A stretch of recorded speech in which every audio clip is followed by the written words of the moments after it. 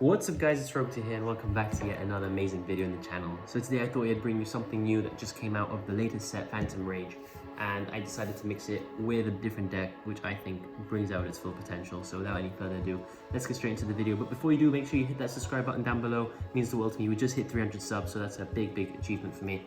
And like, comment, I reply to all of them. Let's get straight to it. Alright guys, so let's begin with this deck profile. We're going to be starting off with triple Thunder Dragon Dark. Basically the best Thunder Dragon main deck monster there is, not much more to explain. We'll also be accompanying this with 2 Raw and the 1 Hawk. Basically this is a mini Thunder Dragon engine which basically helps the other engine push through, negates and make a good strong board. Also playing 2 Dragon Matrix. This helps with Link Haribo and when you have Titan on the field to just continually get those pops and make him big. Moving on to our second engine here, we are playing Mutants. We have 2 Beast and 1 Arsenal. These are sort of the quote-unquote bricks of the deck. You don't really want to draw them, but you can always put them back with a field spell. And I think that Beast is good at 2 because he is the negate. Arsenal not that good, but he's still quite good in the deck, hence why I play 1.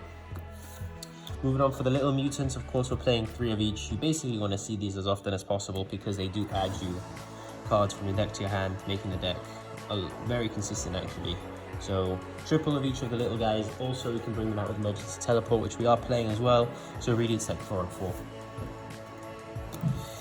Moving on to the hand traps here, we're just playing triple dimension shifter. I feel like if you can play this card, you should, because it just switches up a lot of negations because the need to send, like for example Toad, he needs to send a card from the field to the graveyard, which you just can't do with this because it banishes everything instead. I feel like this is a really good card to stop combo decks. Moving on to the spells here, we got triple Mutant Evolution Lab. This is a really good card because it brings back a banished monster and then you can gain their effects. And also if you draw a brick, you can always put it back and draw 1 card. So it's a very useful card here, sort of like a mini Cosmo Town in a way, but for the mutants instead. We are playing triple Allure of Darkness, we are playing Thunder Dragon, so triple Allure is amazing in this deck.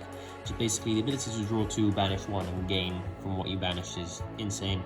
Just a really good card in this deck. We are playing I think around 8 Darks with the Thunder Dragons and the D-Shifters, so it's quite a few targets for alerting. Moving on for the 1 of spells, we are playing 1 Teleport, 1 Thunder Dragon Fusion, 1 Gold Sark, and 1 Mutant Fusion. So these are your 1-offs of the deck. These 2 are always accessible via Verte Anaconda. Gold Sark is for your Thunder Dragons, and this is for your Mutants, so just an easy way to remember them. Moving on to the traps here, we are of course playing triple Infinite Impermanence. This is just the best hand trap of the format, apart from Gamma in my opinion, and Dimensional Shifter, because it doesn't actually trigger triple tactical talents and cannot be called by it. So, very good card. Moving on to the mutant traps, we are playing double expansion and triple cry. I decided to not play double expansion because if this was a pure build, 100% you should play 3. But since this is a Thunder Dragon deck as well, we didn't really want to be seeing 2 of this in our opening hand, so I thought drop it down. This we don't mind seeing because this gives us access to the fusion, which pops a card. So. And for the last 3 traps, we are playing triple There Can Be Only One. This card is absolutely insane because your mutants are actually, apart from the 2 little ones, they are all different types. So that is very useful. And your Thunder Dragons are all obviously Thunder type. So basically you make your board and then flip this, and then you should be able to win the game from there because your opponent is locked out of basically controlling multiple of the same monsters. So moving on to the extra deck now. Moving on to the extra deck now, we are playing 1 Boral Sword Dragon, 1 Appaloosa, and 1 Topologic, and 1 Bomber. These are link 4s of the deck. Basically we've got our OTK for going first when we have a lot of banished stuff, and our Regeki, which is the Topologic Bomber. And if you make the Bomber underneath the D-Shifter, everything actually gets banished, so that's also very nice. Moving on to our link 3 here, we have our Nightmare Unicorn, which is also very good to make with our IP Masquerena for a bounce back to the deck during your opponent's turn. Very nice. For our link 2s, we've got 1 Verte Anaconda and 1 Cross Sheep. You can of course play Dragoon package in this deck, but I just didn't feel like playing the bricks in this deck, trying to make it as consistent as possible. And people are playing main deck and side deck out to Dragoon, so I don't think it's that good at the moment. We basically make the Cross Sheep to extend and Verte to send anything that we need. And for our link one here, just one link Rebo. In case we hard draw the egg, we can always just normal summon the egg and then link it off into link Rebo and carry on from there. For our fusions, we are playing, of course, Double Titan.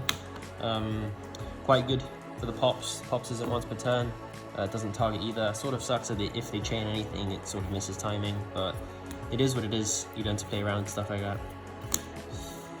Moving on to the mutant fusions here, we got one Ultimus, absolutely amazing. If you can bring them out, you're basically going to win that game because it's basically like a Macabre, and then if they out it, you add back like basically 3 cards from your banished zone back to your hand, so very, very good card. And then the bread and butter of the deck, triple mutant synthesis. The pop during your opponent's turn and then basically becomes immune to whatever you want basically for that turn, so it's a very good card. So that's the end of the deck profile, guys. Let me know what you guys think about this deck profile. What would you change? Do you like it? Do you not? Leave a comment down below, and thank you so much for watching.